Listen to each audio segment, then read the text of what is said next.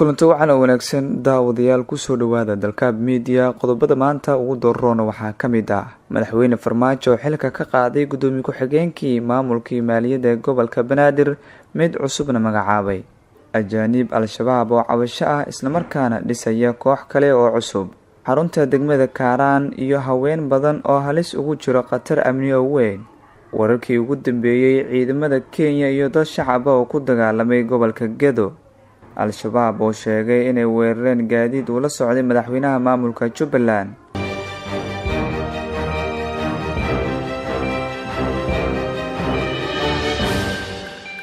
qodobadaas iyo qodobo kale ayaad ku daawan doontaan daawadayaal dalkaab media, balse aan ku bilaabo magaalada Muqdisho.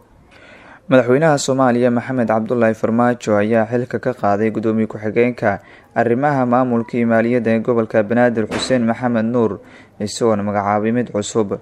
wareegto kasoo baxday xafiiska madaxweynaha ayuu ugu magacaabay mudane Ibraahim Cumar Mahadalle inuu noqdo gudoomiye ku-xigeenka arrimaha maamulkii maaliyadda ee gobolka Banaadir.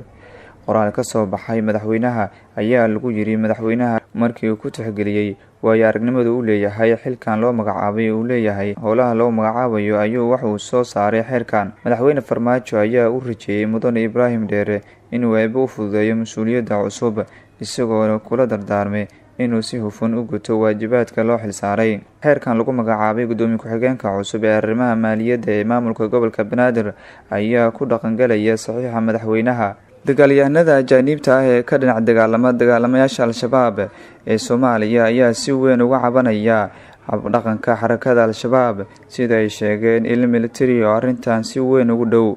dagaalyahanadana si dhuumasho ugu soo baxsaday dagaalamayaasha al-shabaab ayaa sheegay inay kala kulmeen ciqaab iyadoona sababo loogu dhigay islamarkaana lagu marmarsiinayo sababo aada u jilicsan islamarkaana la geeyo aagga hore ee dagaalka si loo tijaabiyo damacooda dagaal.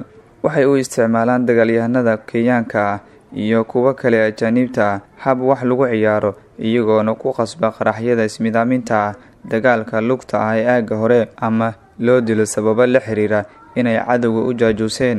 waxaa hadalkan laga soo xigtay dagaalyahanada dib ugu soo laabtay xarakada al-shabaab. dagaalyahanadan Kenyaanka ah ayaa sheegay militariga Kenya inay badankood ka soo baxsadeen magaalada Jilib iyo Bu'aale kuna sii jeedaan dalka Kenya. kooxdan ayaa raadinaysa inay gooni ugu goostaan dagaalamayaasha al-shabaab islamarkaana koox ka madax bannaan oo sii wada jihaadkooda caalamka sida ay sheegeen. arrintan ayaa timid kadib markii dhowaan la dilay taliyaal saameyn xoogan ku leh xarakada al-shabaab oo kasoo jeeda dalka Kenya iyo ajaanib kale. dililka loo geysanayo taliyaasha saameynta leh ayaa ku dhaliyay walaac xoogan dagaalyahanada ajaanibta ah iyo kuwa Soomaaliyeed, waxaana jira walaac haysta dagaalyahanada Kenyaanka ah ee al-shabaab kadib markii dhimashadii Axmed Imaan Cali oo ku magacdheera Abu Zinra kaas oo ahaa sargaal ka tirsan al-shabaab kana soo jeeda dalka Kenya sida uu sheegay dagaalyahano dib ugu soo laabtay dagaalamayaasha al-shabaab. Imaan ayaa ka mid ahaa taliyaal lagu dilay duqeyn ka dhacday magaalada Bu'aale islamarkaana loo geystay dagaalamayaal ka tirsan al-shabaab dabayaaqadii bishan Maars ee sanadkan. dhimashada Imaan wuxuu ka mid ahaa saraakiisha sarsare ee al-shabaab kuwaas oo si gaar ah u qaabilsanaa saxaafadda iyo baahinta iyo dagaalada kooxda ay geystaan. geerida Imaan waxay hoos u dhigtay niyadda dagaalyahanada ajaanibta ah ee al-shabaab ka tirsan, waxayna yareysay in la helo dagaalyahano kale sida uu sheegay dagaalyahano ka soo laabtay dagaalamayaasha al-shabaab.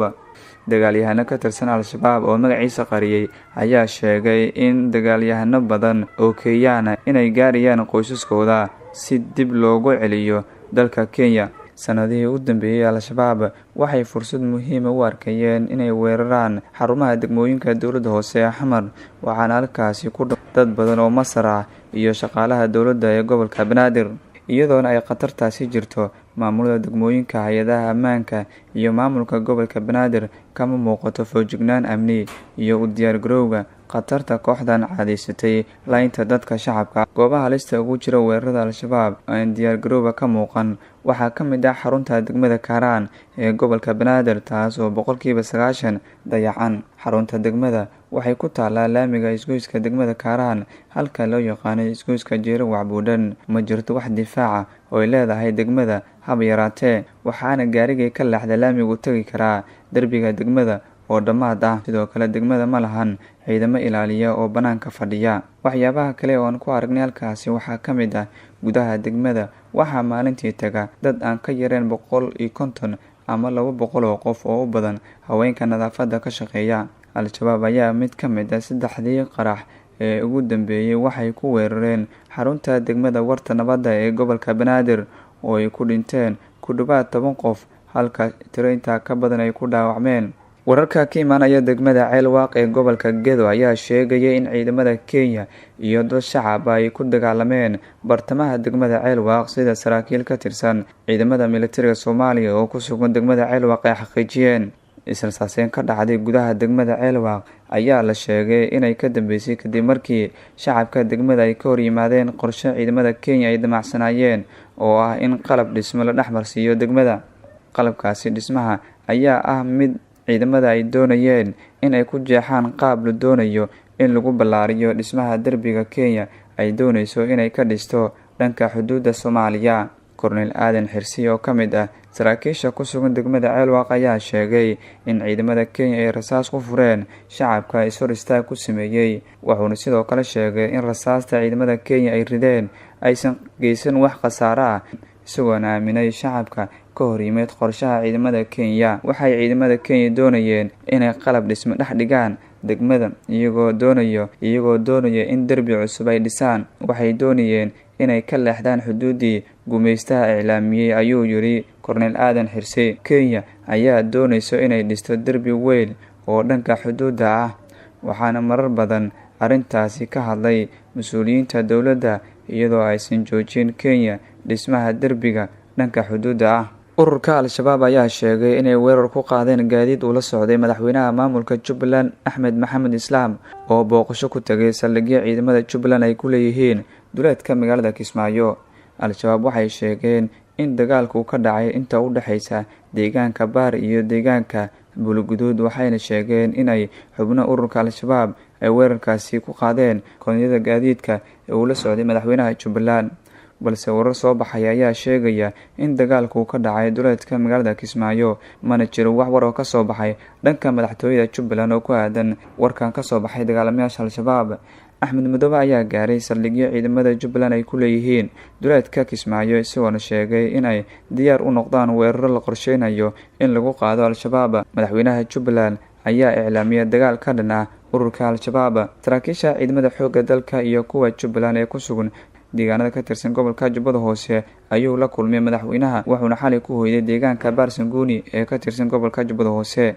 Axmed Madoobe ayaa saraakiisha uu la kulmay kala hadlay sidii loo qaadi lahaa dagaal ka dhan ah Al-shabaab, isla markaana loogu saari lahaa deegaanada ay gacanta ku hayaan oo dadka shacabka ay ku dhibaateeyeen. Deegaano ka tirsan labada gobol ee Jubbooyinka ayaa waxaa maamula xubno ka tirsan ururka Al-shabaab, kuwaasi oo dadka shacabka ay ku dhibaateeyeen, waxaana mararka qaar weerar ay ku soo qaadaan saldhigyada ciidamada dowladda iyo kuwa AMISOM. Guud ahaan intaas ayaan kusoo gabagabeynayaa daawadayaal warkii aad ka daawanayseen Dalka Media. Intaan warkaan oo kale aan ku kulmi doono sidaas iyo nabadgelyo.